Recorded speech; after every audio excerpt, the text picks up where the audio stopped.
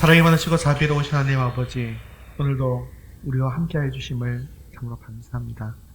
오늘도 주님을 사랑하는 주의 백성들이 이렇게 한자리에 모여 주님을 예배합니다. 이 시간 주님만을 바라볼 때 하늘문이 활짝 열려서 우리의 세상적인 근심과 염려와 걱정들 다 내려놓는 그런 귀한 시간, 복된 시간 될 수 있도록 도와주시옵소서. 오늘도 영과 진리로 주님 앞에 예배합니다. 주님 받아 주시옵소서. 오늘도 우리의 마음문을 활짝 열고 주님의 말씀을 받게 하시고 풍성한 열매를 맺는 복된 시간 될 수 있도록 은혜를 내리워 주옵소서. 예수님의 이름으로 기도합니다. 아멘. 네, 교회 소식 전해드리겠습니다. 네, 사회적 거리두기 1.5단계가 시행되었습니다. 수도권에 급속한 코로나 확산으로 인해서 이렇게 좀 상향 조치가 되었고요. 지금 연일 300명이 넘어가고 있고, 지금 주말에 검사 숫자를 절반으로 줄였음에도 지금 300명이 넘어가고 있다고 하죠. 그래서 사실상 언제 2단계로 다시 또 격상이 될지 알 수 없는 그런 상황입니다. 그래서 교회에서 코로나가 전파되지 않을 수 있도록 수칙을 지켜주시고, 여러분들 일상생활에서도 철저하게 방역 수칙을 지키셔서 코로나 확산을 좀 막아주시고 우리 교회 예배에 지장이 없을 수 있도록 더욱더 기도해 주시기를 바랍니다. 토요 키즈 시네마를 어제 개관을 했습니다. 어제 개관을 하긴 했는데 좀 시기적으로 또 이렇게 코로나 관련 이슈가 좀 있는 상황이라 어제는 개관과 동시에 아이들은 오지를 못한 것 같습니다. 그래서 어제 시험적으로 우리 1회 혼자 영화를 봤습니다. 아주 재밌게 봤습니다. 예전에 봤던 영화인데도 또 너무 재밌다고 그러면서 극찬 것 같습니다. 그래서 지금 제 생각에는 오늘부터 이제 막다른 길 앞에서는 설교가 끝이 났고요. 지난주로 끝이 났고 믿음 관련된 설교를 조금 몇 주간 하게 될 텐데 12월 중에 우리가 이 오후에 스크린 내려서 영화를 한 편, 우리 믿음 관련된 영화를 한 편 좀 봤으면 어떨까 생각을 가지고 있습니다. 감사 나눔을 지금 하고 있는데요. 제가 거룩한 부담감을 가지고 좀 해주십시오라고 좀 여러분께 부탁을 좀 드리고 있죠. 거룩한 부담감을 가지시고 참여해 주시면 아주 사소한 것부터 시작하시면 됩니다. 그렇게 해서 참여해 주시기를 바랍니다. 금주의 성경 읽기는 181에서 184회분입니다. 이제 끝이 보입니다. 조금만 더 하면 성경 일독 가능할 것 같습니다. 우리 11월 암송구절 한 목소리로 같이 읽겠습니다. 새로운 삶, 그리스도께 순종. 요한복음 14장 21절 말씀. 나의 계명을 지키는 자라야 나를 사랑하는 자니 나를 사랑하는 자는 내 아버지께 사랑을 받을 것이요 나도 그를 사랑하여 그에게 나를 나타내리라.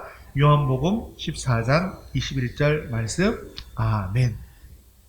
우리의 시선을 하나님께로 올려드리겠습니다. 사도심정으로 신앙 고백하시겠습니다. 전능하사 천지를 만드신 하나님 아버지를 내가 믿사오며 그 외아들 우리 주 예수 그리스도를 믿사오니 이는 성령으로 잉태하사 동정녀 마리아에게 나시고 본디오 빌라도에게 고난을 받으사 십자가에 못 박혀 죽으시고 장사한 지 사흘 만에 죽은 자 가운데서 다시 살아나시며 하늘에 오르사 전능하신 하나님 우편에 앉아 계시다가 저리로서 산 자와 죽은 자를 심판하러 오시리라. 성령을 믿사오며 거룩한 공예와 성도가 서로 교통하는 것과 죄를 사하여 주시는 것과 몸이 다시 사는 것과 영원히 사는 것을 믿사옵나이다. 아멘. 네, 오늘도 찬양을 받으실 우리 하나님 앞에 기쁨으로 찬양드리기를 원합니다. 찬송가 86장 내가 늘 의지하는 예수 함께 찬양드리겠습니다. 내가 늘 의지하는 예수 나의 상처 입은 심령을 불쌍하게 여기사 위로하여 주시니 믿으신 나의 좋은 내가 의지하는 예수 나의 사모하는지 나의 기도 들으사 응답하여 주시니 믿으신 나의 주의 손을 의지합니다. 주의 손 의지하고 살 때 나를 대할 자가 없도다. 주님 나의 마음을 크게 위로하시니 믿으신 나의 좋은 친구 내가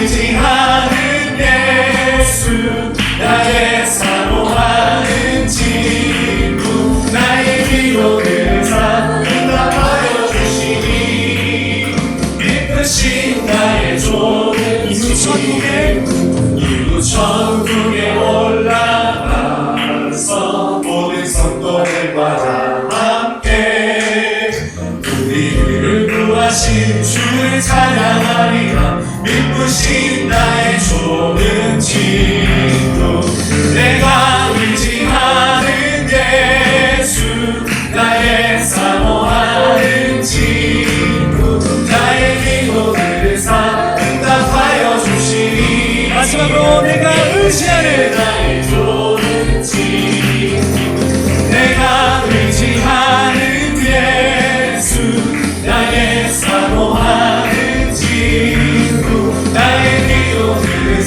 응답하여 주시니 기쁘신 나의 좋은 친구 아멘. 우리 주님은 늘 선하십니다.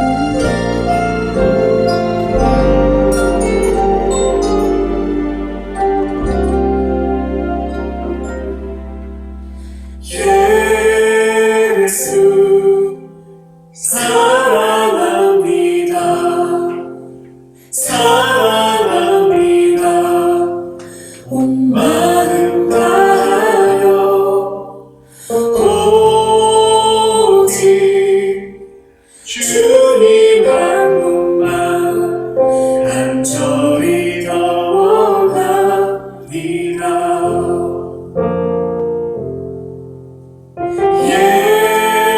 예수 사랑합니다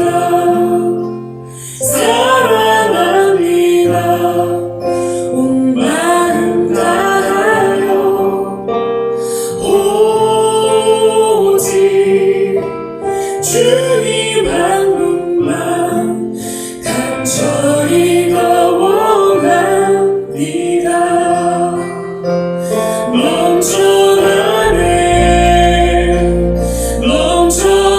넘쳐나네 주를 향한 내 속에 갈망이 주님께로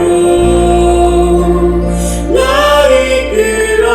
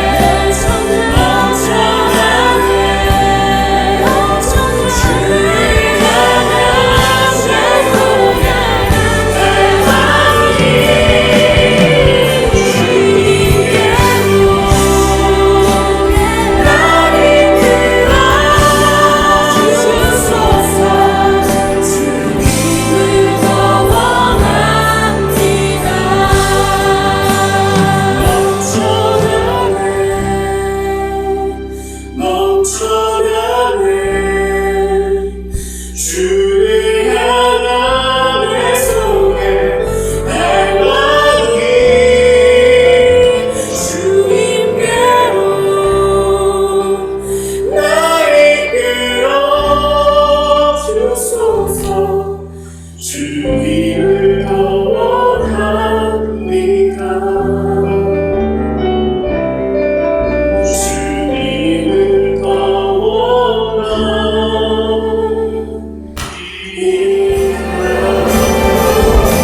예수님 예배를 시작하겠습니다. 오늘 예배 가운데 계속 함께 충만하게 임해 주시고 또 우리 예배를 기뻐하게 달라고 또 주님의 음성을 듣게 하시고 주님의 말씀 통해서 주의 뜻을 이뤄갈 결단과 능력 얻게 해달라고 우리 한 목소리로 같이 기도하신 후에 박미선 집사님 대표로 기도하겠습니다.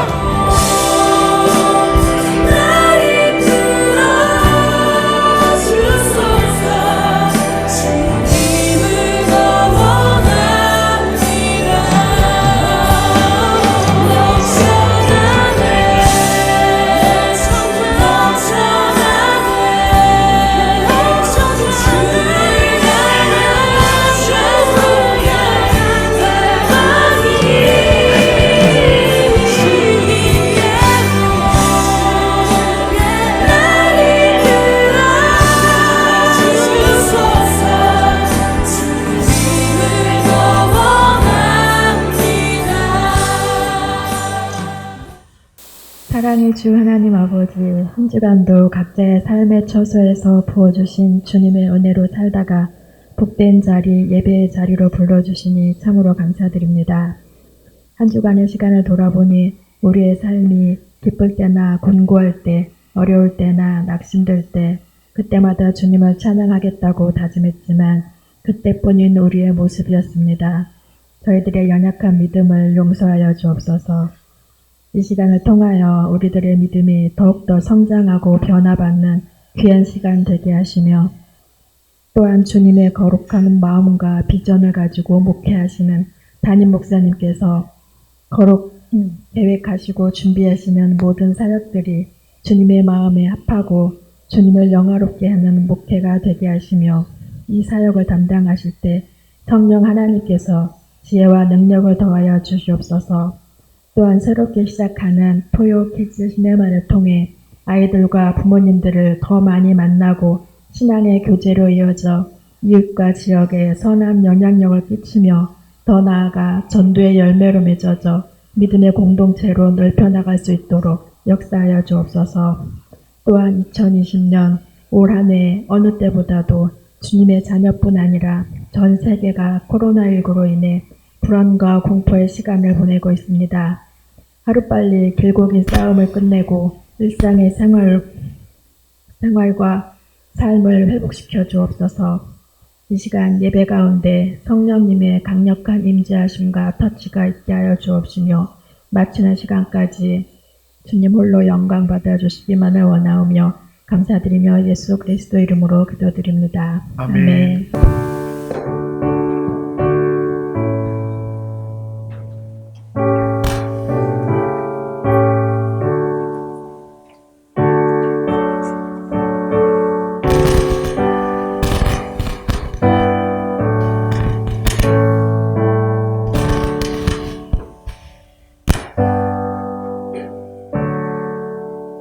오늘 주신 하나님의 말씀은 히브리서 11장 1절에서 6절까지의 말씀입니다. 신약성경 364면에 있습니다. 우리 찾으셨으면 한 목소리로 함께 읽겠습니다. 믿음은 바라는 것들의 실상이요 보이지 않는 것들의 증거니 선진들이 이로써 증거를 얻었느니라. 믿음으로 모든 세계가 하나님의 말씀으로 지어진 줄을 우리가 아나니 보이는 것은 나타나는 것으로 말미암아 된 것이 아니니라.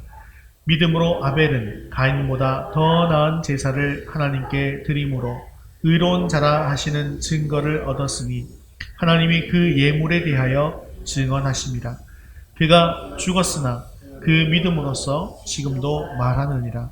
믿음으로 에녹은 죽음을 보지 않고 옮겨졌으니 하나님이 그를 옮기심으로 다시 보이지 아니하였느니라.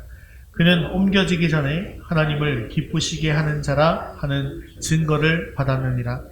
믿음이 없이는 하나님을 기쁘시게 하지 못하나니 하나님께 나아가는 자는 반드시 그가 계신 것과 또한 그가 자기를 찾는 자들에게 상 주시는 이심을 믿어야 할지니라. 아멘. 네, 우리는 지난 여름부터 시작해서 지난주까지 막다른 길 앞에서라는 주제로 말씀을 들었습니다. 그러면 우리가 이 막다른 길 앞에서 하나님 앞에서 가져야 할 마음을 한마디로 정의한다면 무엇이라고 이야기할 수 있겠습니까? 그것은 바로 믿음이라고 할 수 있습니다. 그런데 막다른 길 앞에 선 많은 사람들이 특히 이 교회 다니는 하나님의 백성이라고 하는 성도들조차도 실패를 경험하는 경우가 많이 있죠. 근데 왜 실패할까요? 무엇이 잘못되었기 때문일까요? 믿음이 잘못되었기 때문입니다. 왜냐하면 사람들은 눈에 보이는 것만을 믿으려고 하는 그런 경향이 있기 때문이죠. 교회 안 다니는 사람들은 당연히 눈에 보이는 것만 믿으려고 하고요. 예수님을 믿는다고 하는 사람들조차도 내 눈에 보이는 것만 믿으려고 하는 경향이 있더라는 것입니다. 그래서 교회에서 믿음이 좋다라는 표현을 많이 하기는 하지만 실상은 하나님의 뜻대로가 아니라 내 뜻대로 믿음을 생활을 하는, 내 뜻대로의 믿음이 좋은 경우들도 많이 있더라는 것입니다. 여러분, 성경에는 별명이 붙은 장들이 많이 있죠. 고린도 전서 12장은 무슨 장입니까? 은사장. 13장은 사랑장. 그러면 오늘 읽은 우리 히브리서 11장은 믿음장이라고 명명합니다. 오늘 히브리서 11장에서는 사람들마다 나름대로 무언가를 믿고 살고 있는데 그 믿음의 근거가 어디 있느냐에 따라서 생명과 사망이 나뉘어진다라고 이야기를 하고 있더라는 것이죠. 오늘 11장에는 또 많은 사람들이 믿음의 명예의 전당에 올라 있는 것도 우리가 볼 수가 있습니다. 그런데 그들은 왜 이렇게 믿음의 명예의 전당에 오르게 되었는가? 오늘 제목처럼 하나님을 기쁘시게 하는 믿음을 가졌기 때문입니다. 우리 성도님들도 이들처럼 천국의 이 생명책의 믿음의 사람으로 기록된 성도들이 됨으로 말미암아 하늘의 복이 충만한 수 있게 되어지기를 주님의 이름으로 축원합니다. 우리 첫 번째 살필 것은 같이 읽겠습니다. 믿음이란 무엇인가? 자, 히브리서라는 성경은요, 신약 성경이긴 하지만 좀 쉽지는 않은 성경입니다. 로마서가 좀 더 어렵고 히브리서가 어렵습니다. 왜냐하면 로마서는 좀 교리적인 내용들이 좀 많이 적혀 있다 보니까 조금 어렵고, 히브리서는 왜 어려울까요? 히브리서의 독자 대상은 누구냐 하면 유대인들입니다. 그러다 보니까 어디에다가 이야기를 많이 하면 이들이 잘 알아들을 수 있을까요? 구약시대의 성막이나 제사, 대제사장, 율법 이런 이야기들을 많이 적어놓으면 이들이 이해하기가 좀 쉽겠죠. 신약적인으로 접근하기 굉장히 쉽겠죠. 그러다 보니까 1장에서 10장까지는 계속해서 제사와 성막, 대제사장 같은 이런 이야기들을 하고 있습니다. 그런데 11장 들어서자마자 뜬금없이 믿음에 대해서 이야기합니다. 왜 그럴까요? 이 히브리서 기자는 1장부터 10장까지 이 땅에 있는 율법과 성전은 그림자일 뿐이다 라고 이야기합니다. 그래서 이건 가짜라는 거예요. 진짜는 어디에 있다는 것입니까? 진짜는 하늘에 있다고 말하는 것입니다. 그래서 눈에 보이는 이 세상의 모든 것들이 진짜가 아니라 눈에 보이지 않는 천국이 있고 눈에 보이지 않는 영생이 있고 하늘에 진짜 성전이 있더라는 것이죠. 그리고 성령께서 우리 마음속에 들어와 주심으로 말미암아서 율법은 이제 폐하여졌고 우리 마음속에 기록되어져 있다라고 이야기하는 것입니다. 이것을 우리가 어떻게 할 수 있습니까? 눈에 보이지 않지만 이것을 어떻게 할 수 있어요? 무엇으로 할 수 있어요? 믿음을 통해서 알 수 있더라는 것입니다. 구약시대에는요, 이 죄인이 구원을 받기 위해서 해야 되는 행위가 있었어요. 그게 뭐냐 하면, 제물을 가지고 와서 성전에, 성막에 가지고 옵니다. 그리고 그것을 가지고 어떻게 하죠? 피를 흘리고, 토막을 내어서 불태우고, 이런 과정들을 뭐라고 합니까? 제사. 이런 제사를 지내야만 했습니다. 그래서 구원을 받으려면 반드시 제사가 필요하다. 그러다 보니까 뭐가 중요합니까? 율법이 중요하고 성전이 중요하고 대제사장이 중요하더라는 겁니다. 그런 법들이 중요하더라는 거예요. 그런데 이스라엘 백성들의 죄는요, 단순히 이 제사의 행위로 용서받은 것이 아니었다는 것입니다. 그들이 하나님 앞에 제물을 가지고 왔지만 사실은 그 제물을 가지고 온 게 아니라 뭘 가지고 나온 거예요? 이 제물한테 뭘 하는지 아세요? 동물의 머리에 손을 얹고 뭘 하죠? 안수를 해서 이거 안수하는 이유가 뭡니까? 내가 가진 죄를 이 동물에게 전가시키는 거죠. 그래서 동물을 가지고 왔지만 실제로는 뭘 가지고 나오는 거예요? 죄를 가지고 나오는 거예요. 그리고 그 죄를 불태워 없애는 다른 피해 제사로 희생시켜서 불태워 없애는 그런 과정을 하는 거잖아요. 그런데 이 하는 과정이 어떤 과정이라는 겁니까? 이게 바로 믿음의 과정이라는 거예요. 이것을 지켜도 되고 안 지켜도 되지만 하나님께서 하고 있기 때문에 지키는 것이죠. 노뱀을 쳐다봐도 되고 안 쳐다봐도 되지만 어떻게 해요? 믿음이 있으니까 쳐다보는 거 아닙니까? 그래서 행위가 아니라 그 행위 속에 녹아져 있는 믿음을 보시고 사실은 죄를 용서해 주신 것이었다는 것입니다. 그래서 이런 구약의 제사는요, 임시적인 것이었습니다. 예수님이 앞으로 오셔서 이루게 되실 그런 구원을 미리 보여주는, 이것을 예표라고 하죠. 예표하는 사건이었다는 것입니다. 그래서 이 예수님이 이 땅에 오신 이후에는 이 구약의 피해 제사는 완전히 끝나게 되었습니다. 그래서 예수님께서 십자가에 죽으시는 그 순간에 지성소에는 어떤 일이 벌어집니까? 휘장이 찢어지는 그런 사건이 벌어지게 되는 것이죠. 그러면 예수 그리스도 제사의 핵심이 무엇일까요? 핵심이 무엇입니까? 우리가 이 죄를 용서받기 위해서 가장 중요한 것이 무엇입니까? 이 예수님의 십자가 보혈을 믿는 믿음이더라는 것이죠. 예수님이 십자가에 죽으심으로 우리의 모든 죄값이 지불되었습니다. 나의 죄뿐만 아니라 인류의 모든 죄값이 다 지불되었다는 거예요. 우리가 할 일은 피해 제사가 아니라는 거죠. 오직 예수님의 보혈의 공로를 믿음으로 받아들이기만 하면 되더라는 것입니다. 그 십자가의 보혈을 믿기만 하면 우리는 하나님의 자녀가 되어서 구원을 선물로 받을 수 있게 되어지고 천국 백성이 되어진다는 것입니다. 그런데 많은 분들이 교회를 다니고 있으면서도 오늘 혹시나 생명을 다하게 되면, 오늘 혹시 돌아가시면 천국에 갈 확신이 있으십니까? 라고 이렇게 질문을 하면요, 잘 모르겠습니다 라고 대답하시는 분들이 굉장히 많습니다. 굉장히 많습니다. 교회를 50년, 60년 다니셨는데도 잘 모르겠습니다. 교회 권사님이신데 잘 모르겠습니다. 굉장히 많습니다. 그래서 저는 목사로서 당황스럽잖아요. 권사님인데 잘 모르겠대요. 그래서 여쭤봅니다. 혹시 예수님 안 믿으십니까? 이렇게 물어요. 그럼 뭐라고 대답하십니까? 아니요, 예수님은 믿지요. 예. 이렇게 예수님을 믿는데도 왜 확신이 없을까요? 내가 예수님을 믿기는 하는데 말씀대로 잘 살고 있지 못하기 때문에, 즉 어떤 믿음이 없기 때문에 하나님을 기쁘시게 하는 믿음이 나는 없다고 생각하니까, 믿음은 있는데 하나님을 기쁘시게 하는 믿음이 없다고 생각하니까 마음에 뭐가 없는 겁니까? 확신이 없는 겁니다.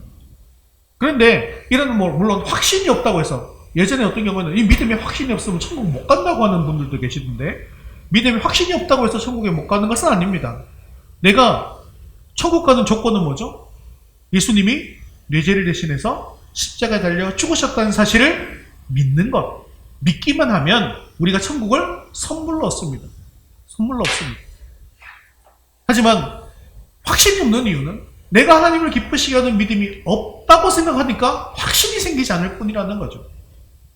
하지만 우리가 이 확신을 가지는 게 더 좋을까요? 아니면 확신도 없이 그냥 사는 게 좋을까요? 확신을 가지는 게 좋죠. 그리고 우리가 이 땅에 살면서 하나님의 자녀가 되었는데 하나님을 기쁘시게 하는 게 좋을까요? 그냥 아무렇지도 않게 사는 게 좋을까요? 하나님을 기쁘시게 하는 게 좋겠죠. 그리고 하나님을 기쁘시게 하는 믿음을 가질 때 또 어떤 일이 벌어지는지에 대해서도 오늘 말씀은 이야기를 하고 있습니다. 자, 이렇게 구원을 받기 위해서는 우리가 믿음밖에 없다는 사실을 우리가 잘 알고 있는데요. 그럼 과연 믿음은 무엇일까? 오늘 히브리서에서 말하는 믿음이 무엇인지 1절과 2절 말씀을 같이 한번 읽어보겠습니다. 믿음은 바라는 것들의 실상이요 보이지 않는 것들의 증거니 선진들이 이로써 증거를 얻었느니라. 이 말씀은 많은 분들이 믿음의 정의로 잘 암송하고 있는 구절입니다. 우리 주일학교 아이들도 다 암송하고 있는 것이죠. 그러면 오늘 말씀은 믿음이 무엇이라고 정의하고 있습니까? 믿음은 바라는 것들의 실상이고 또 보이지 않는 것들의 증거다라고 설명하고 있습니다. 이것을 한마디로 말하면 믿음이란 현재 경험할 수 없는 것을 믿는 것이다 라는 것이죠. 그리고 그것을 믿으면 그것이 어떻게 된다는 거예요? 그대로 되어진다 라는 것을 뜻하는 것이죠. 그렇습니다. 성경이 말하는 믿음은 현재 경험할 수 없는 것을 대상으로 하는 특징을 가지고 있습니다. 히브리서 11장에 여러 믿음의 선진들을 통해서 믿음이 어떤 것인가에 대해서 우리에게 말씀하고 있는데요. 이들은 공통적인 특징을 가지고 있어요. 그들의 미래가 불확실했다는 거죠. 하지만 하나님의 말씀을 굳게 신뢰했습니다. 그리고 자신의 행동을 결정했어요. 즉 불확실한 미래지만 내 생각을 하나님께 맞추고 그리고 그 생각대로 맞추어진 그 생각대로 하나님의 생각대로 내 행동을 취했다는 특징을 가지고 있더라는 것입니다. 그리고 이것을 한마디로 정의하면 뭐라고 한다고요? 믿음이라고 한다고요. 그런데 이 믿음의 이러한 특성 때문에 믿음은 오히려 세상 사람들에게 비이성적이다, 미신적이다 라는 오해를 받았습니다. 왜냐하면 세상 사람들은 과학적이고 또 자신이 경험할 수 있는 것이라만 의미가 있다라고 생각하기 때문이죠. 즉 자신의 눈에 보이는 확실한 증거가 있어야만 믿을 수 있다라고 생각하더라는 것입니다. 그러나 성경에서 말하는 믿음이라고 하는 것은 세상이 말하는 그런 비이성적이고 신비적이고 미신적인 것이 아닙니다. 신약성경에 보면 예수님 시대에 이런 세상적 습성을 잘 나타낸 인물이 있죠. 이 믿음을 의심했던 제자, 그 제자 누굽니까? 의심 많은 도마. 그는 예수님의 부활의 소식을 들었어요. 도저히 믿을 수 없는 이야기죠. 그렇지만 언제 믿게 됩니까? 그 예수님을 눈으로 보고야만 돼. 왜냐하면 내가 그 예수님의 손에 난 못자국을 만져봐야만 내가 믿겠다. 또 어떻게 합니까? 그 손가락을 내가 그 못자국에 한번 넣어봐야 믿겠다. 허리에 난 창자국에 내 손을 한번 넣어봐야 믿겠다. 라고 얘기를 했죠.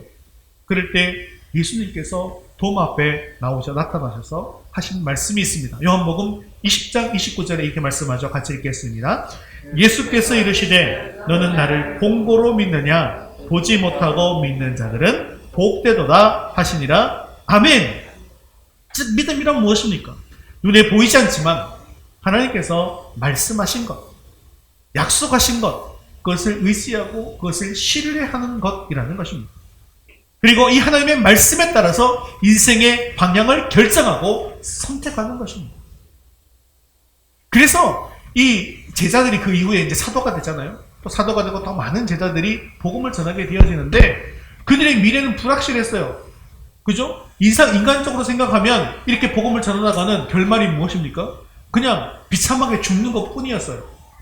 그런데 그들은 그것을 바라보고 간 것이 아니죠. 무엇을 바라보았습니까? 우리 눈에 보이지 않지만 저 하늘의 천국, 그리고 영생, 저 하늘에서 기다리고 계실 아버지 예수님을 바라보고 그 길을 걸어간다는 거죠. 그것이 바로 믿음이라는 것이죠. 인생의 방향을 그 보이지 않는 것을 향해서 나아갔다라는 것입니다. 그래서 이 믿음의 선진들은 이 땅에서의 고통과 고난은 아랑곳하지 않았습니다. 이 하나님의 약속만을 붙들고 살았습니다. 그리고 그들은 하나님의 상이라고 하는 실상을 마주하게 되어졌다는 것이죠. 자, 그러면 아까도 말씀드렸지만 다시 질문 드리겠습니다. 말씀은 우리가 누구를 믿으라고 하나요? 믿음의 대상이 누구죠? 누구를 믿어야 합니까? 예수님. 우리 믿음의 1차 대상은 바로 예수님입니다.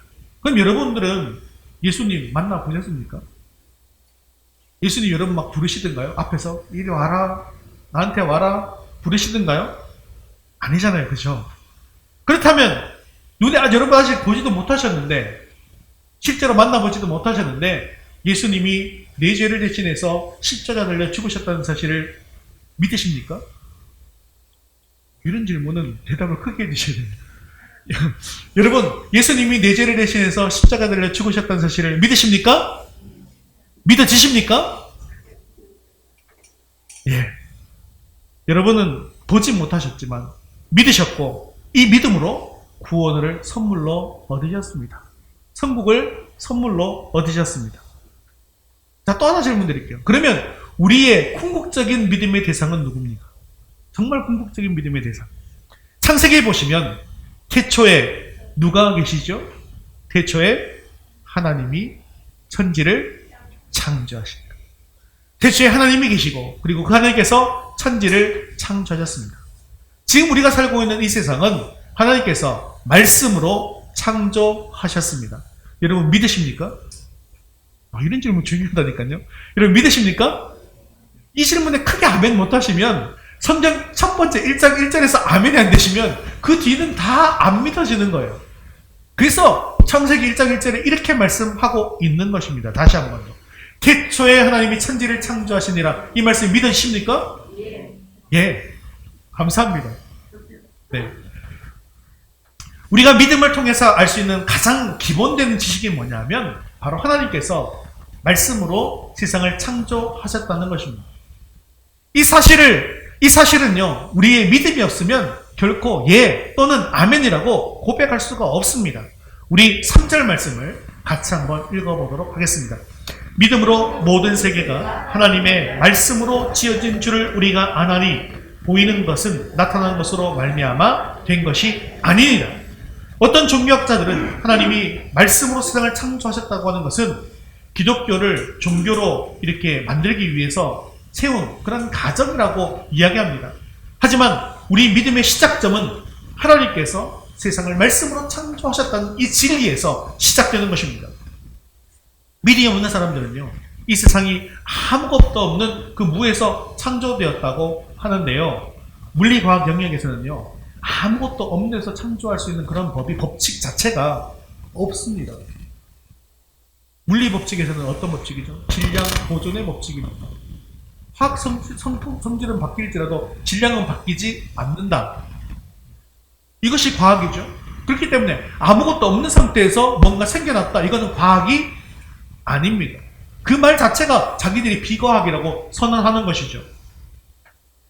진화론자들은 빅뱅 이론을 믿습니다. 빅뱅 이론이란 뭐냐면 우주가 생기기 전에 한 콩만한 작은 점이 있었는데 이게 갑자기 뭐였다는 거예요? 카오스, 큰 폭발, 대폭발을 일으켰다는 거예요. 대폭발이 일으켜져서 그래서 어마어마한 우주가 되었다고 합니다.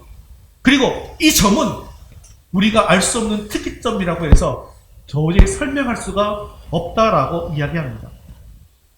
제가 어린 시절에 한 30년쯤 전에 제가 지훈이 만날 때 같아요. 드래곤볼이라는 만화가 선풍적인 인기를 끌었습니다. 아마 지금도 우리 애들이 보더라고요. 지금도 아직도 하더라고요. 이게 30년, 40년 돼도 하네요. 네. 그런데 그때 우리가 그 만화에서 깜짝 놀라는 아이디어가 하나 있었어요. 그게 뭐냐면 콩 같은 걸 들고 다녀요. 콩 같은 걸 들고 다니다가 이렇게 집어 던지면 그게 펑 터지면서 자동차가 됩니다. 또 콩 같은 걸 거기다 탁 던지면 그것이 펑 터지면 집이 됩니다. 그래서 이런 기술은 아마 한 2000년대쯤 되면, 한 2020년쯤 되면 야, 이런 기술이 나오겠다라고 생각했는데 그런 기술은 현재도 없습니다. 그때쯤 되면 당연히 바퀴가 없는 자동차들이 다닐 거라고 생각하셨잖아요. 여러분들도. 저 그렇게 생각했거든요. 지금 여전히 바퀴가 있고요. 바퀴 없는 차가 다니기에는 아직도 먼 것 같긴 하지만 몰라요. 얼마 전 뉴스 보니까 한강을 다니는 드론 택시 얘기는 하긴 하더라고요. 그런데 콩 하나에 자동차 하나도 지금 집어넣을 수가 없는데 콩만한 그 작은 점에 이 우주의 에너지를 다 집어넣을 수 있다고 하는 것 자체가 있을 수가 없는 일 아니겠습니까? 그래서 과학자들은 그 부분을 설명을 못하는 거예요. 그리고 또 하나, 여러분 진화론을 생각해 본다면 어떤 물질에다가 단순히 에너지를 가하면 어떤 아름다운 작품이 만들어지나요? 가령 철학을 가지고 막 열심히 에너지를 가했어요. 망치로 두들겼습니다. 1년을 두들기고 2년을 100년을 1000년을 10,000년을 100만 년을 두들기면 아름다운 도자기가 탄생합니까? 해요 안 해요? 탄생하지 않습니다. 불가능한 일입니다. 이런 작품이 나오기 위해서는 당연히 에너지가 필요해요. 에너지는 기본적으로 필요합니다. 하지만 에너지뿐만 아니라 인간의 지혜도 있어야 되고 의지가 있어야 하더라는 겁니다. 도자기를 잘 비울 수 있는 지식과 지혜, 그리고 그 목적을 이루고자 하는 그런 의지가 없으면 단순히 손에 힘만 주고 샤력을 움켜쥐고 있다고 해서 도자기가 될 수는 없는 법이죠. 그리고 지혜와 의지가 뛰어날수록 더 아름다운 도자기가 나오는 것입니다. 하지만 이 빅뱅 이론, 진화론이라고 하는 것은 지혜와 의지가 아무것도 없어도 에너지만으로 우주와 별을 만들 수 있고, 그리고 생명체도 만들어지고 그 생명체도 막 저절로 이렇게 아름다운 모습으로 변화하게 되어진다 라고 이야기하는 것이죠. 그런데 이게 눈에 보이는 사건이에요? 눈에 보이지 않는 사건이에요? 진화론, 빅뱅, 눈에 보여요? 안 보여요? 눈에 안 보이는 것입니다. 눈에 보이지 않는 거예요. 그러니까 이것은 무슨 영역입니까? 과학의 영역입니까? 믿음의 영역입니까? 사실은 이것도 믿음의 영역입니다. 그래서 이 진화의 증거들을 보여주려고 노력을 많이 했지만 다 알고 봤더니 과학자들이 증거가 없으니까 뭘 합니까?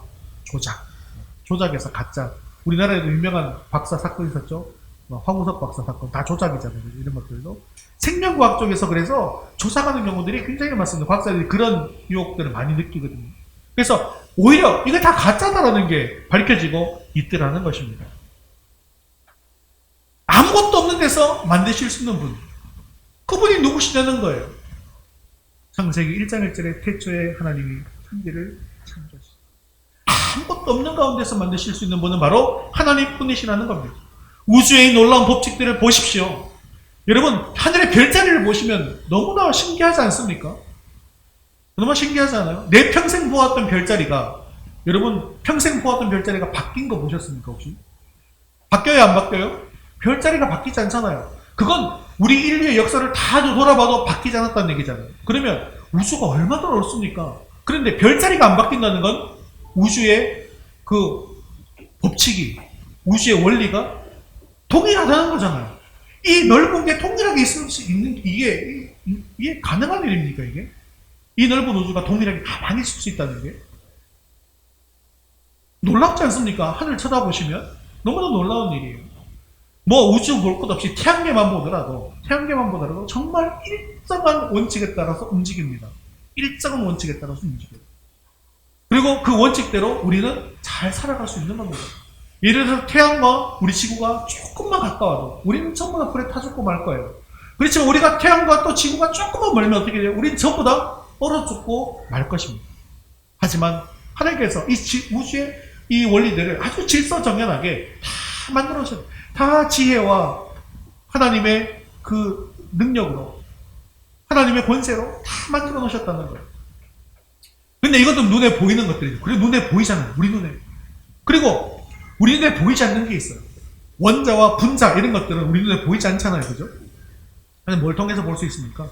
현미경을 통해서 이렇게 볼 수가 있습니다. 그런데 이 원자와 분자들을 살펴보더라도 우리 눈에 보이지 않는 그 속에서도 막 뭔가 움직이는데 그 속에도 뭐가 있다는 거예요? 질서정연한 원리와 원칙들이 다 있더라는 것입니다. 과학자들은 빅뱅이라는 또 진화론이라는 이런 무리한 가정을 해서라도 어떻게 해서든 이 세상을 지으신 하나님의 존재를 부정하려고 합니다. 하지만 하나님께서는 전 우주를 창조하셨으며 그분의 지혜대로 설계되었습니다. 세상의 지식은 죽으면 모든 것이 끝이라고 합니다. 하지만 성경은 창조주인 하나님을 인정하고 예수님을 믿으면 영원히 살 수 있다고 말씀하고 있습니다. 우리는 성경 말씀을 통해서, 그리고 하나님께서 하나님을 계시하기 위해서 직접 이 땅에 오신 예수 그리스도를 통해서, 또한 우리에게 보내주신 성령님을 통해서 분명히 하나님을 알 수 있습니다. 이렇게 하나님을 분명히 아는 것, 이것이 바로 믿음이라는 것이죠. 그리고 예수님을 영접할 때 이 믿음이 생기는 것입니다. 사랑하는 성도 여러분, 우리는 이러한 믿음을 굳건히 가지게 됨으로 말미암아 주님께서 약속하신 모든 일들을 우리 삶을 통해서 이루게 되어지는 놀라운 은혜가 임하기를 주님의 이름으로 축원합니다. 자, 그럼 두 번째로 중요한 것. 자, 이것이 믿음인데 같이 읽겠습니다. 하나님을 기쁘시게 하는 믿음. 하나님을 기쁘시게 하는 믿음은 과연 어떤 믿음인가? 5절 6절의 말씀은 에녹에 관한 말씀입니다. 에녹은 죽지 않고 하나님 앞에 불려간 사람이죠. 그러면서도 하나님을 기쁘시게 한 사람으로 인정받아서 이 하늘의 명예의 정당에 오른 사람입니다. 사랑하는 성도 여러분, 하나님을 기쁘시게 하는 사람은 가장 먼저는 물론 믿음을 가져야 하죠. 하지만 진정한 인생의 성공을 하는 사람은 바로 하나님을 기쁘시게 하는 사람인 것을 여러분 아시기를 바랍니다. 자, 그러면 어떻게 하면 하나님을 기쁘시게 하는지 6절 말씀 같이 읽겠습니다. 믿음이 없이는 하나님을 기쁘시게 하지 못하나니 하나님께 나아가는 자는 반드시 그가 계신 것과 또한 그가 자기를 찾는 자들에게 상 주시는 이심을 믿어야 할지니라. 아멘. 아주 간단합니다. 하나님을 기쁘시게 하기 위해서 가장 첫 번째 아까 말씀드린 믿음을 가져야 하지만 믿음을 가지고 어떤 믿음을 가지면 될까? 두 가지에 대해서 오늘 말씀은 이야기합니다. 첫째는 바로 하나님이 나의 아버지 되심을 믿는 것입니다. 6절에 그가 계신 것과 라는 말씀은요, 하나님의 살아계심을 믿는 믿음이 모든 믿음의 근본이고 시작이다라는 것을 이야기하는 것입니다. 하나님이 살아계시다! 하나님이 살아계셔서 나와 언제나 함께 하신다라는 그런 믿음은요, 우리 삶의 가장 큰 힘의 원동력이 된다는 것이죠. 예수님의 비유 중에 탕자의 비유라는 것이 있습니다. 이 탕자는 아버지를 떠나서 자기 마음대로 살았습니다. 자기 방식대로 살면 인생 성공할 줄 알았어요. 돈만 있으면 성공할 줄 알았어요. 그래서 이 돈을 가지고 흥청망청 살았습니다. 그래서 돈이 많을 때는 다른 사람들 보기에도 참 성공한 인생처럼 보였어요. 많은 사람들이 자기를 찾아와서 만나주고 같이 놀아주고 재미있게 살았습니다. 하지만요, 실제로는 그 이후에 완전히 망하게 되었습니다. 결과 돼지를 치면서 그 돼지 우리 속에서 돼지 먹이를 먹으면서 그 속에서 살아야 하는 아주 비참한 처지가 되었습니다. 그런데 그곳에서조차 먹을 것이 없어 굶주리고 있을 때 비로소 자기 자신을 돌아보게 되었다는 것이죠. 아버지 집에 가면 풍꾼들도 먹을 것이 있는데 나는 도대체 이곳에서 무엇을 하고 있는 것인가? 굶주려 죽게 된 것인가? 라고 피관하고 있었다는 거예요. 그래서 탕자는 아버지께로 돌아갈 결심을 합니다. 아버지가 계시다는 것이 얼마나 다행이고 자신에게 힘이 된다는 것을 알게 되었다는 것이죠. 만일 탕자와 같은 상황 속에서 돌아갈 아버지의 품이 없다고 한다면 그 인생이야말로 얼마나 비참한 인생일까요? 그러나 마음 놓고 달려갈 아버지가 계시다면 그는 행복한 사람입니다. 우리가 고통당하고 있을 때 하나님이 사실 멀리 계신 것이 아니에요. 오히려 내가 하나님을 멀리 떠나 있는 것입니다. 하지만 하나님은 언제나 우리가 돌아오시기를 기다리고 계십니다. 기다리실 뿐만 아니라 우리가 돌아가기만 하면 우리의 모든 문제들을 해결해 주신다는 것이죠. 우리가 하나님께로 돌아가기만 하면 우리의 허물을 감싸주시고 잃었던 것들도 회복시켜 주시고 약함을 강하게 하시고 아들의 지위를 회복시켜 주신다는 것입니다. 이렇듯 늘 함께 하시는, 살아계셔서 나와 늘 함께 하시는 그 아버지를 믿으시고 의지하시기를 바랍니다. 혹시 아버지를 떠나서 탕자처럼 어려운 일을 당하고 계시다면 주저함없이 일어나서 아버지께로 돌아가십시오. 그러면 사랑의 아버지가 나를 용서해 주시고 은혜로 나를 감싸 안아주시고 회복시켜 주실 것입니다.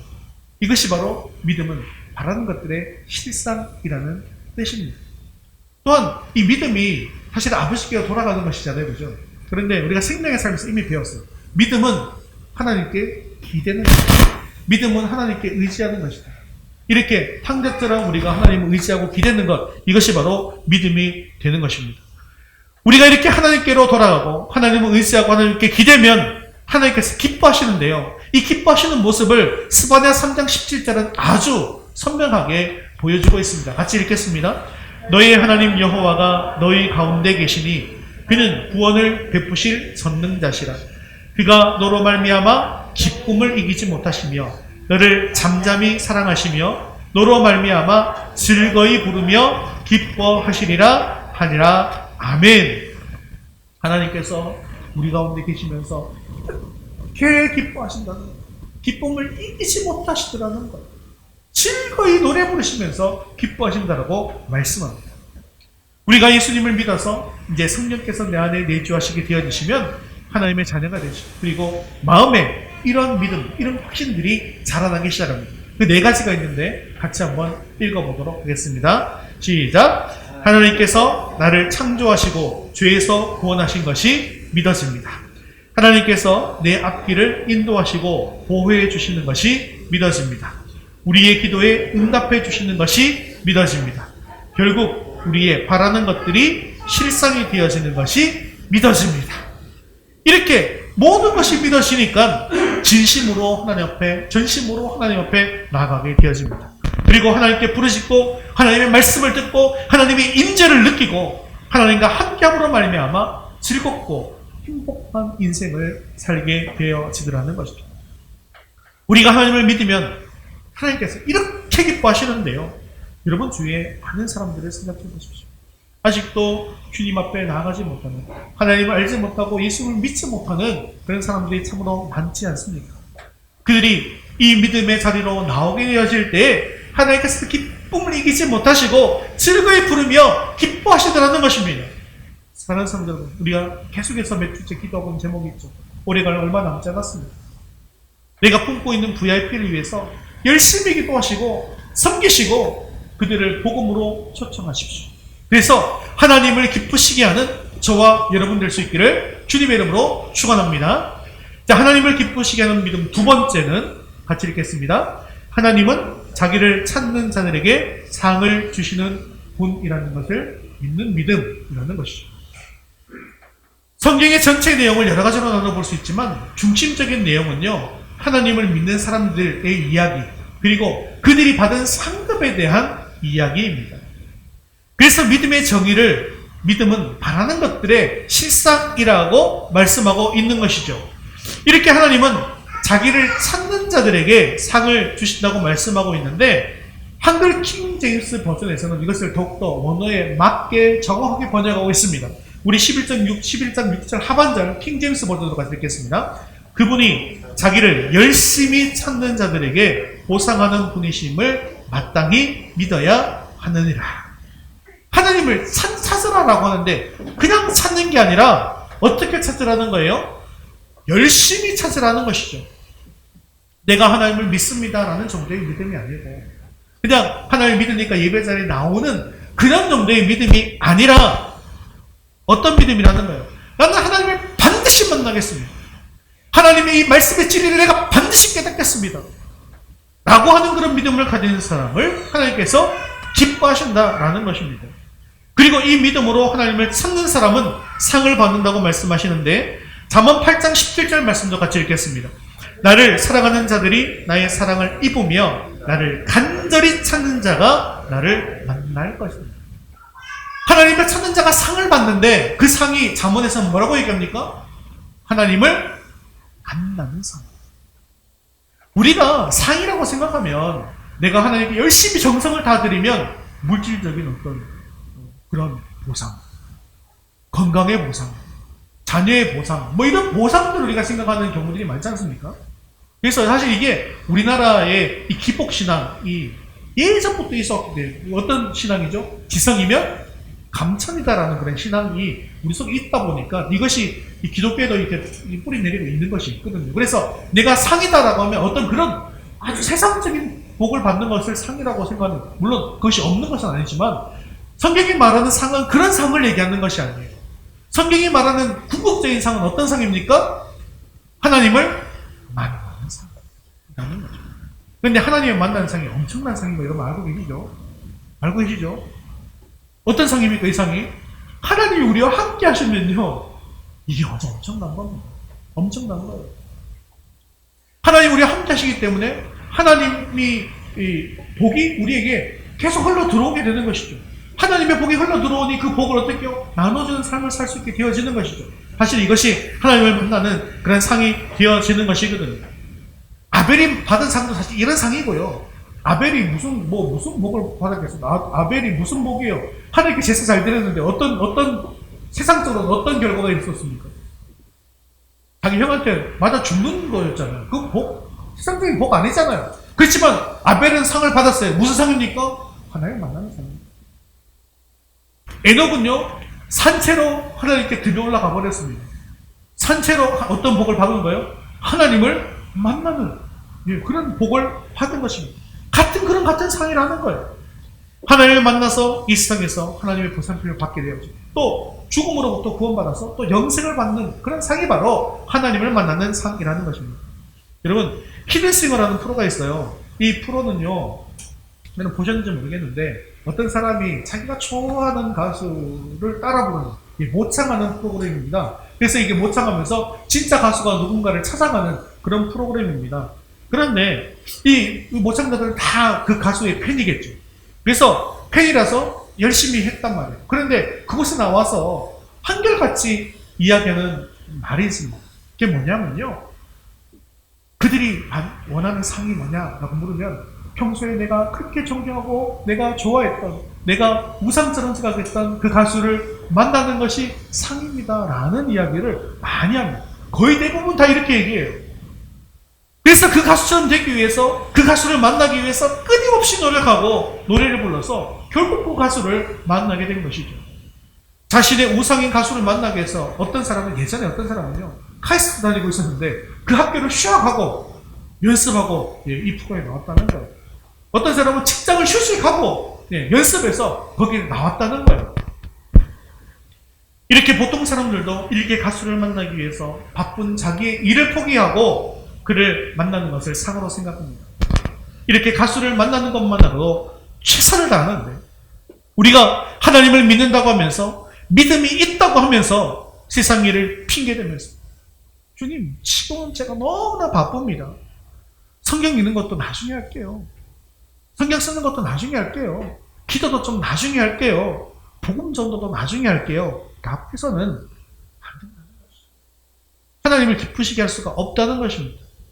여러분, 우리의 생명이 오늘 끝날지 내일 끝날지 어떻게 할 수 있습니까? 나중이 없습니다. 그래서요, 우리는 늘 오늘 당장, 지금 당장 하나님을 간절히 찾고 하나님을 만나야만 한다는 것이죠. 오늘 말씀해 보니까 하나님께서는 아벨의 제사는 받으셔서 그를 의인이라 인정하셨지만 가인의 제사는 받지 않았습니다. 과연 그 차이가 무엇일까요? 그들은요, 다 정성을 다해서 제사를 드렸어요. 가인이 정성 없이 그냥 아무렇게나 제사 드린 것이 아닙니다. 정성을 다해서 드렸어요. 하지만 재물이 문제였죠. 아벨은 하나님께서 원하시는 재물, 즉 하나님께서 지시하신 재물을 바쳤지만 가인은 자기 마음대로 정한 재물을 바쳤다는 것입니다. 아무리 우리 눈에 좋아 보여도 하나님의 말씀에 순종하지 않는 것은 하나님을 결코 기쁘시게 할 수가 없습니다.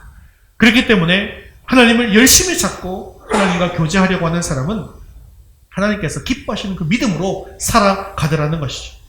그런데 이렇게 믿음으로 살지 못하다 보니까 내가 구원의 확신도 없고 우리의 삶이 답답하게 여겨지고 우리의 삶이 너무나 고통스럽습니다. 지금 이 막다른 길이 언제 열릴지 확신이 없으니까 너무나 힘이 들더라는 것이죠. 삶이 우울합니다. 그러다 보니까 심지어는요,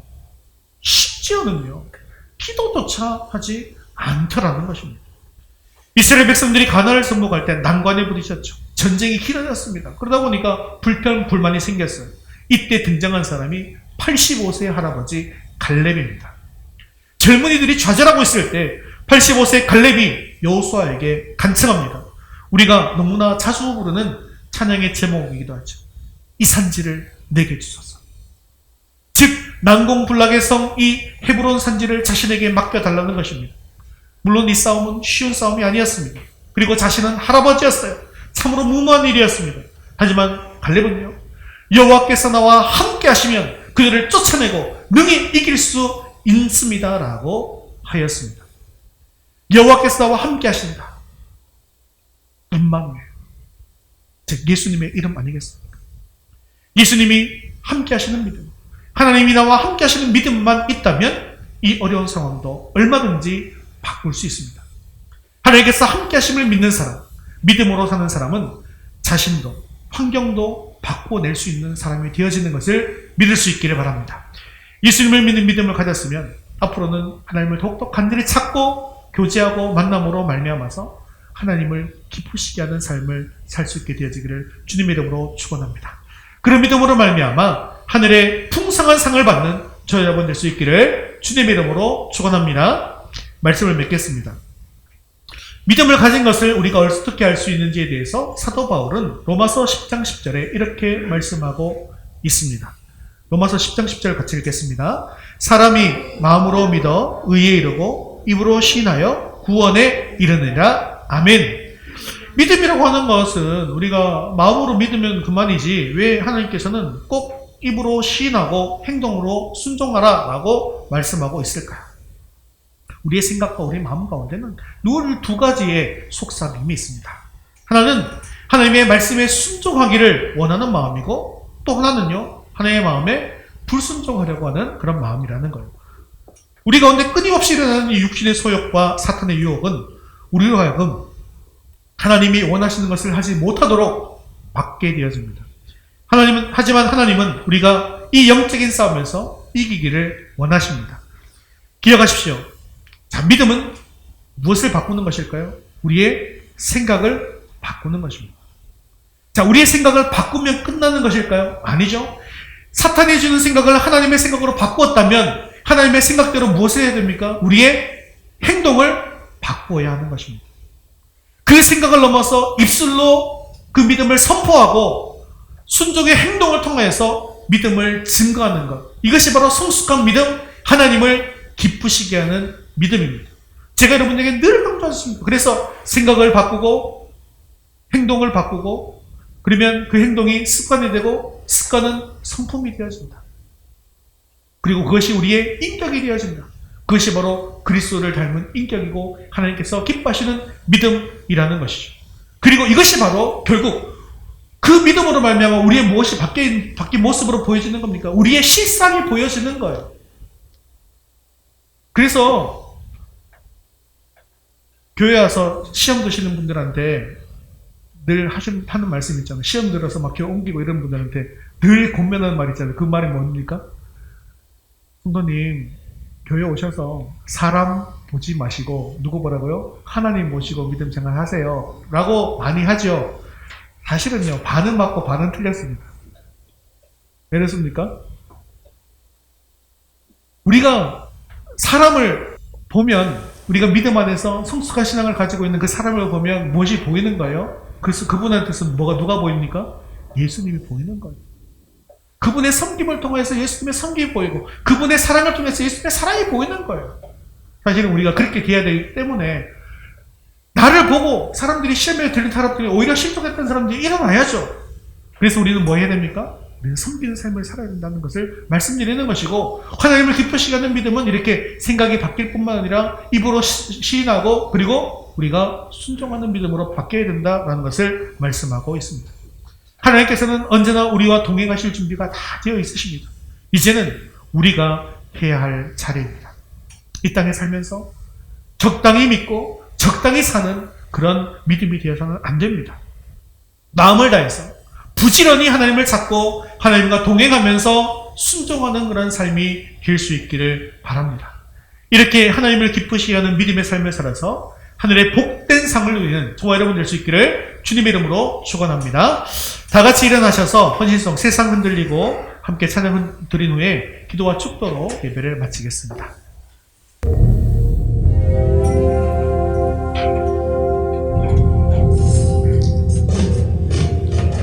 세상은 들리고 사람들은 변하여도 나는 주를 섬기리. 주님의 사랑은 영원히 변하지 않되 나는 주를 신뢰해. 오직 믿음으로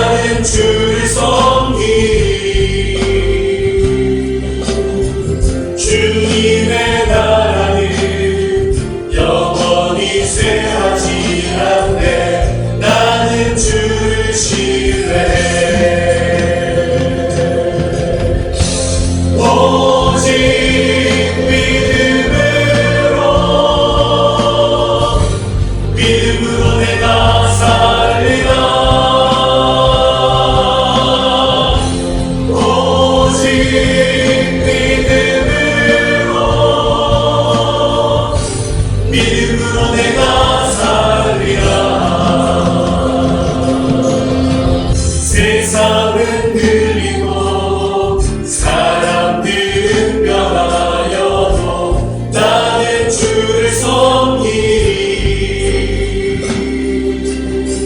주님의 사랑은 영원히 변하지 않네. 나는 주를 신뢰해. 오직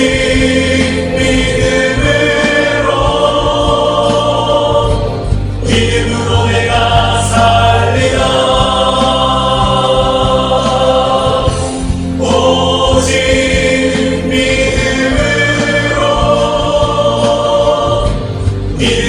내가 살리라.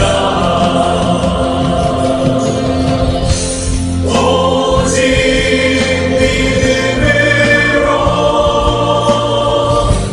믿음으로 내가 살리라.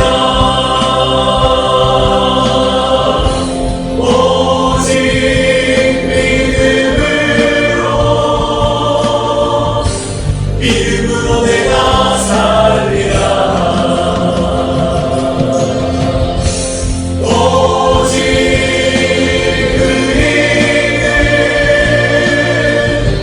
오직 믿음으로 말미암아 살리라. 오직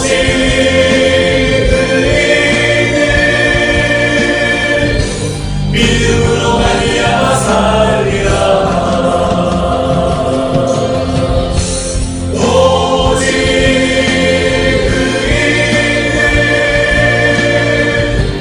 믿음으로 말미암아 살리라. 오직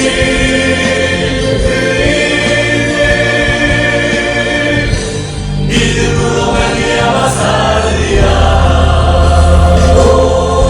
이 시간 말씀부터가 목소리가 다시 시작되었습니다. 우리 눈에는 보이지 않지만 언제나 나와 함께 하시고 인도하시는 주님을 의지하는 믿음을 가지게 하옵소서.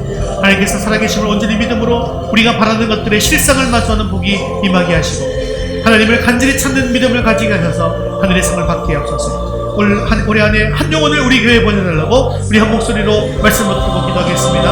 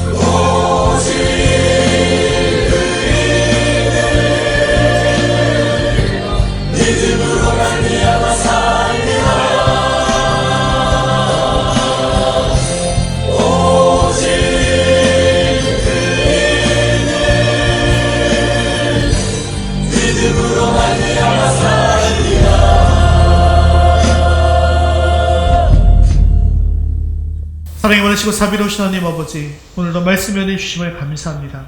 우리가 하나님을 믿는다고 하면서도 하나님께서 기뻐하시는 믿음이 아니라 네 자신의 만족을 위한 믿음을 가지고 살 때가 많이 있었습니다. 주님, 용서해 주시옵소서. 하나님이 계시고 예수님께서 함께 하신다는 그 굳건한 믿음을 가질 수 있도록 도와주시옵소서. 어떤 상황 속에서도 우리를 기다리시는 아버지께 돌아가게 하옵소서. 주님께서 함께 하시면 어떤 어려움도 능히 감당해 나갈 수 있는 그런 믿음을 붙들게 하옵소서. 믿음은 하나님을 기쁘시게 하는 것입니다. 하나님을 온전히 믿을 뿐만 아니라 하나님을 간절히 찾는 믿음을 허락하여 주시옵소서. 예배의 자리에, 기도의 자리에, 말씀을 묵상하는 자리에 내가 있게 하여 주시옵소서. 늘 하나님과 교제하고 동행함으로 육신의 생각을 영의 생각으로 바꾸어 믿음으로 살아가는, 또 믿음으로 살아내는 삶을 살아갈 수 있도록 도와주시옵소서. 그러므로 말미암아 성숙한 믿음을 가지고 하나님을 기쁘시게 하는 우리 모두가 될 수 있도록 도와주옵소서. 지난 3주간 다니엘 기도회를 통해 큰 은혜를 주심을 감사합니다. 늘 하나님께 뜻을 정하여 기도할 때 하나님 들으시고 응답하여 주시옵소서. 얼마 남지 않은 올해 안에 우리 교회에 한 영혼을 보내주시기를 기도합니다. 이를 위해 우리가 더욱더 집중하여 VIP를 위해서 기도하고 섬기게 하여 주시옵소서. 그리고 우리의 입을 열어 복음으로 초청할 때 주님께 나오는 기적이 일어나게 하시고 주님께서 기뻐하시는 놀라운 은혜가 임하게 하여 주시옵소서. 올해로 창원대교 2년 지원의 기한이 끝이 나게 됩니다. 하지만 아직 우리가 너무나도 연약합니다. 주여, 하나님의 뜻대로 하나님의 방법대로 선한 길이 열려질 수 있도록 도와주시옵소서. 지금 날씨가 많이 추워지는 가운데 코로나와 독감으로 인해서 더 큰 어려움을 만나지 않을 수 있도록 도와주시옵소서. 지금 세계적으로 코로나가 3차 대유행 중입니다. 우리나라도 일일 확진자가 계속 늘어나고 300명 이상 되어지고 있는 가운데 있습니다. 주님, 이 땅을 치유하시고 고쳐 주시옵소서. 하루속히 이 코로나의 어려운 터널을 지나가게 하여 주시옵소서. 코로나로 인해서 예배에 어려움 당하지 않을 수 있도록 주님 도와주시옵소서. 코로나와 또 여러 질환으로 병상에 있는 모든 이들을 찾아가 주시고 속히 회복시켜 주시옵소서. 우리 홍명란 집사님 이제 수술을 잘 마치고 회복하는 가운데 있습니다. 하지만 아직도 발목이 붓고 참 회복을 하고 있는 가운데 있는데 주님 속히 회복할 수 있도록 도와주시옵시고 깨끗하게 또 회복되고 다리에 힘을 얻어서 또 주님의 일을 감당하는데 부족함이 없을 수 있도록 은혜를 내리워 주시옵소서. 사랑이 많으시고 자비로우신 하나님 아버지, 주님의 성령이 우리 교회 가운데 가득할 수 있도록 도와주시옵시고 이제 성령의 바람이 불어서 교회의 방향이 잘 결정되어질 수 있도록 인도하여 주옵소서. 우리 모든 성도들이 하나님의 말씀에 순수하게 반응하여 순종하는 그러한 한 주 될 수 있도록 도와주옵소서. 주 예수를 믿으라, 그리하면 너와 네 집이 구원을 받으리라 말씀하여 주셨사오니 지금도 믿음에 서 있는 가족들의 구원을 위해서 기도할 때 주님 역사하여 주시옵소서. 하나님을 아는 복이 가장 큰 복임을 알게 하여 주시옵소서. 미리 우리 자녀들을 인도해 주셔서 어린 시절 하나님을 바로하다 굳건한 믿음을 세워갈 수 있도록 인도해 주시옵시고 앞으로 하나님을 위해서 이 나라를 위하여 크게 쓰임받게 하여 주시옵소서. 감사드리며 예수님의 이름으로 기도드리옵나이다. 아멘. 이제는 우리 주 예수 그리스도의 은혜와 하나님 아버지의 크신 사랑하심과 성령님의 위로 교통하심, 하나님을 바로 알고 간절히 찾는 믿음으로 말미암아 하나님을 기쁘시게 하고 하늘의 상을 받기 원하는 사랑하는 성도를 머리머리 위에 이제부터 영원까지 함께 있을지어다. 아멘.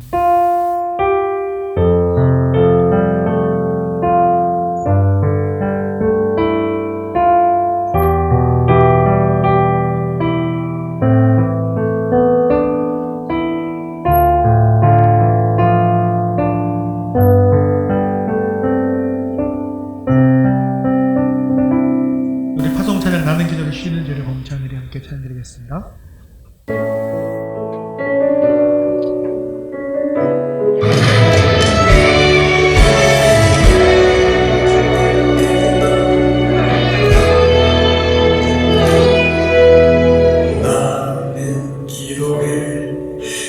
죄롭지 않으리 이 나라를 사랑하기에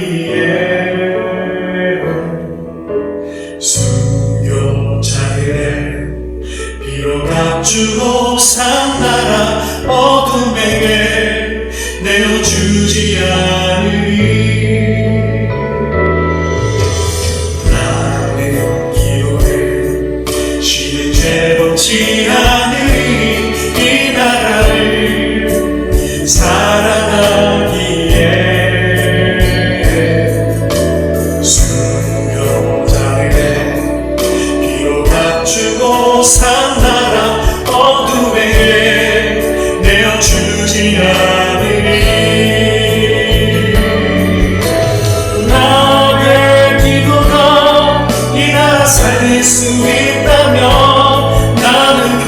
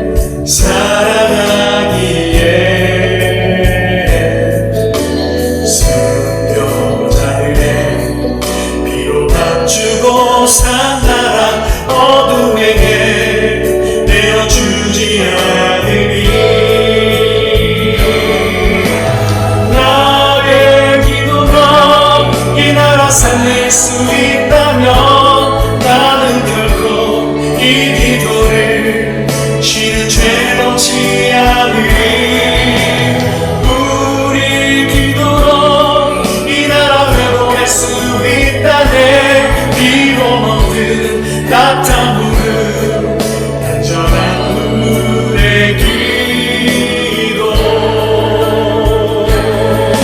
기도의 용사되니 기도의 제물 되니 이 나라 위에 불타도록